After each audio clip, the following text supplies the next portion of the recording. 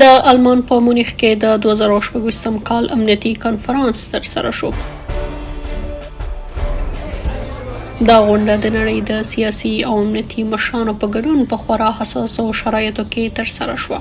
د اوکراین جګړه په ختیځ کې د قدرتونو سیالي او د ایران وروستي تحولات د خبرو اترو اصلي محور و.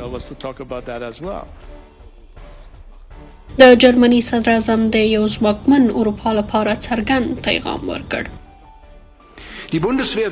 موږ دا خبره مخکې هم کړې او نن یې یو ځل بیا تکراروو. زموږ موخه دا ده چې د آلمان پوځ په خورا لنډ وخت کې د اروپا تر ټولو ځواکمن پوځ شي. داسې پوځ چې د اړتیا پر مهال ودرېږي، مقابله وکړي او خپل ثبات وساتي. ورسره سم موږ به په شمال کې خپل پوځي حضور، سنګرونه او ځواکونه لا نور هم پیاوړي کړو. د اوکراین ولسمشر هم د روسیې سره د جګړې او د اروپا امنیتي وضعیت په اړه خبرې وکړې او ټینګار یې وکړ چې د روسیې د سرزوریو مخه باید ونیول شي. روسیه لا هم یوازې نه ده. دا هیواد ځینې ملاتړي لري لکه د شمالي کوریا په څیر رژیمونه او همدارنګه داسې شرکتونه چې د نړۍ په بیلابیلو ځایونو کې فعالیت کوي.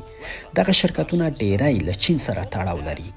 دوی پر لګېدلو بندیزونو سترګې پټوي او د روسیې د وسلو او توغندیو لپاره اړین وسایل او پرزې برابروي. د امریکا د بهرنیو چارو وزیر هم له اروپا څخه د ملاتړ په موخه خپله ژمنه تازه کړه او ټینګار یې وکړ چې دوی غواړي اروپا ځواکمنه شي.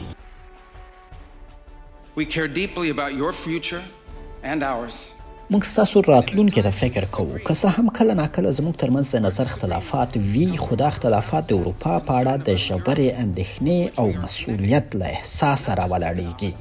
له هغې اروپا سره چې موږ ورسره تړلي یو، نه یوازې د سوداګرۍ او امنیت له پلوه بلکې په معنوي او کلتوري توګه هم موږ هیله لرو اروپا پیاوړې پاتې شي. خو د کنفرانس له تالار څخه بهر په سړکونو کې پراخې مظاهرې روانې وي. ویل کېږي شاوخوا 200,000 ایرانیان په مونیخ کې راټول شوي وو او د ایران د حکومت پر ضد یې مرګوني شعارونه ورکول. رضا پهلوي هم د لاریونوالو په منځ کې حاضر و. هغه وویل چې د ایران خلک د بنسټیز بدلون غوښتونکي دي او له نړیوالې ټولنې یې وغوښتل چې د ایران د رژیم پر وړاندې یوه فیصله وکړي. موږ باید نړۍ ته دا ثابته کړو چې ایرانیان د اوسني رژیم خلاف له خپلو ګاونډیانو سره د ښو او دوستانه اړیکو پلویان دي. موږ نه له عربو سره کومه ستونزه لرو او نه هم له اسرائیلیانو سره. اسرائیل موږ ته مهم دی ځکه زما په باور دا د ایران لپاره په دې برخه کې یو بنسټیز ستراتیژیک شریک ګڼل کیږي.